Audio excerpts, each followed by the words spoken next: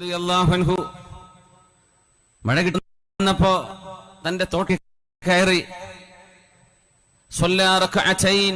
രണ്ട് റക്അത്ത് നിസ്കരിച്ചു.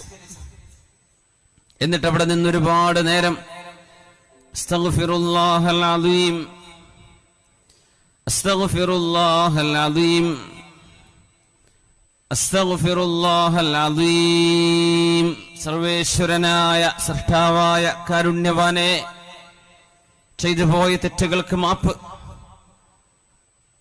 ചെയ്തു കൂട്ടിയ എല്ലാ കുറ്റങ്ങൾക്കും മാപ്പ്.